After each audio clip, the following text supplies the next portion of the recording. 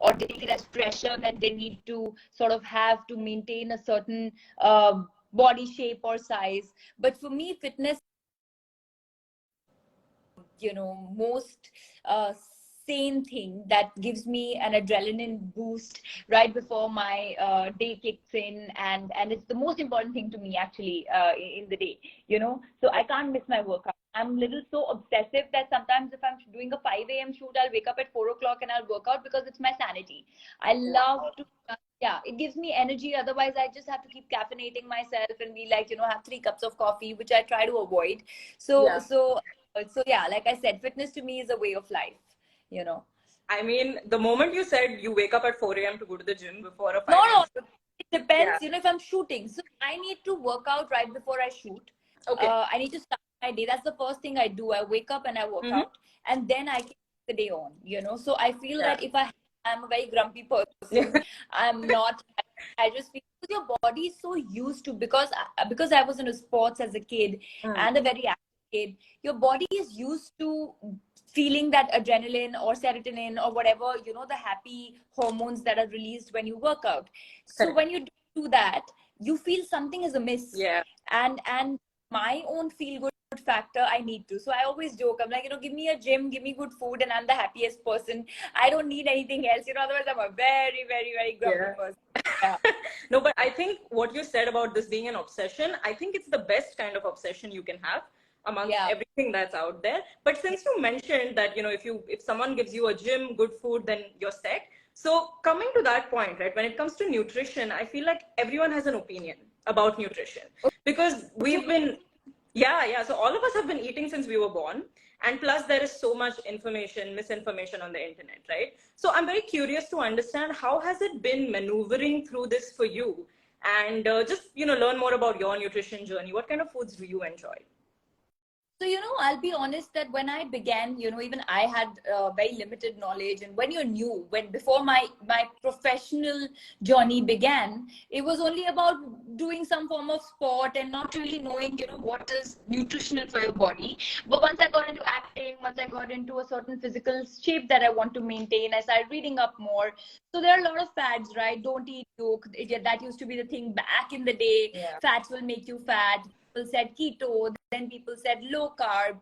And now I've come to, after trying everything and reading enough about it, I've come to realize that and a lot of nutritionists would agree to this also, and so would you, that discipline is most important, and balanced eating is most important. There's no fat diet going to give you the shape that you desire. So I think what's more is a balanced eating. Go back to your roots. If you are someone who has grown up having dal sabzi roti, that dal sabzi roti is not going to make you fat. But that doesn't mean like dollops of makhan in it, but in ghee, cooked in good fats. So I feel just go back to your roots, go back to Ayurveda, or just clean eating, homemade food, avoiding junk food. And I think that's what's important. Of course, all of us have a little bit of junk here and there. But for me, that is, I call it a treat meal. I don't call it a cheat meal. So, at least psychologically, you're giving your body a signal that it's a good thing. But yeah, the basic. I do not go low carb. I eat my rice, roti. I keep an active lifestyle. And, it's very important for everyone who's following us here to know that there are deficiencies that nobody's going to tell you about if you follow these fat diets. Correct. So it's very important to be balanced. Nature has made every food for consumption for a reason. Absolutely. And it's consumed a certain way. And I believe in that. And you being a sports nutritionist, you tell me if there's anything different that you'd like to say, or what is your belief, or what are the important points that you'd like to highlight? I think I do resonate with a lot of the things that you said. When you said go back to your roots, right? Eat ghar ka khana. We've all grown up eating roti, sabzi, dal, chawal, and there's nothing wrong with it. I think what has happened is, in maybe a few years ago, there was a lot of influence of Western media in terms of fitness. So then in India, all of us were so confused. We're like, oh, do we need to be eating grilled food all the time to stay fit? So I think there's been a lack of awareness for sure. But that is changing, which is amazing. I feel like personally, I do eat ghar ka khana, but I make sure that I prep my own sources of protein. that is something that, I take a conscious effort to do, because as much as I love having fresh food, just prepping that source of protein for myself just makes it easier for me to hit my targets on a daily basis. Yeah. I mean, also, yeah, to me, go ahead. well, nutrition, vegan protein is amazing to up my protein intake, for everyone who's vegan or vegetarian, and they always have this doubt that vegetarian food doesn't have enough protein. Well, there are enough sources if you know them, and obviously a nutritionist would help them. But the well-being vegan protein, which has actually these new two flavors, the Italian mocha and the banoffee pie flavor, is so amazing. I love to make a smoothie with it. Like that, for me, that's my post-workout meal, where I add a banana, I'll add some almond milk, some nuts, depending on how heavy you've gone. And that's my go-to first meal post-workout. And I think it just takes care of all my protein intake also.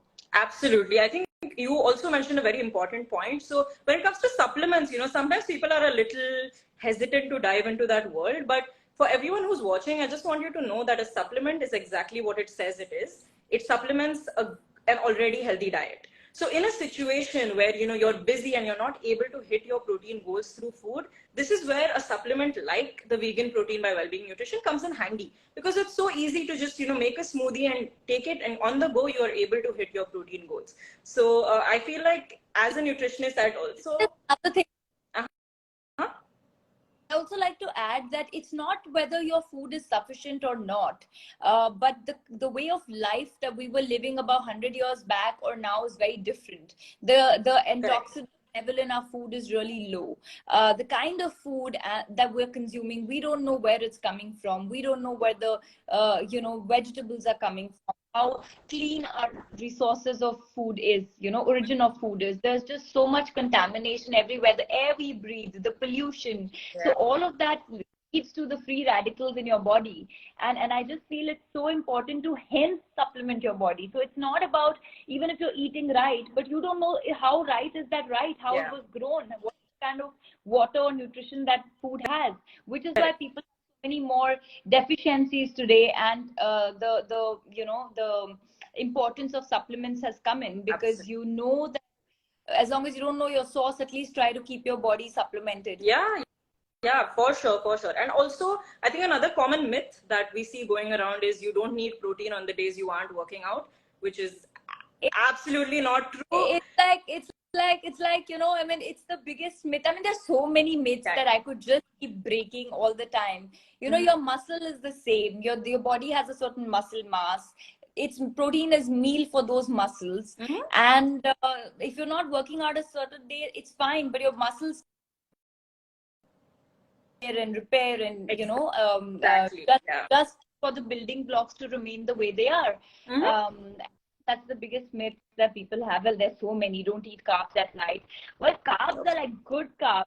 Means if you have burger at night or pizza at night, then it's a problem, But if you're having the good carbs and bad carbs, or the protein debate, there's just so many. Yeah. There's so much information that it's, if one were to sit with a plate and watch these videos, you would end up with an empty plate, because someone's telling you not to have carbs, someone else is telling you not to have fats. What are you going to eat?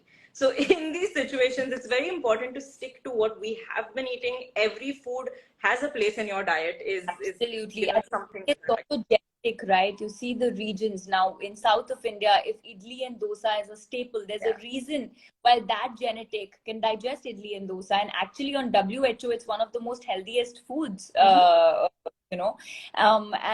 if you're in the West European, those weathers, which is why they have a lot of salmon and they have a lot of mashed potato and grilled vegetables. So it's also the lifestyles that you come from. So every region also, their diet is specific to the kind of work that people do. So which is what people need to realize, that if you have a sedentary lifestyle, then the kind of food that you consume. If you have a very active lifestyle, then the kind of food that you consume completely changes. Of course, movement and workout should be a part of everyone's lifestyle. So I think there are too many combination and too much information available on the web, which I feel confuses people. So I just like to say, guys, just go back to your basic. Jo kha ke bade hue ho na, usse kabhi mote nahi hoge. 100%. Burgers. Yeah. I mean, I'm a big fan of burgers, and I think you can sort of incorporate them Yes, into but your life. can't be your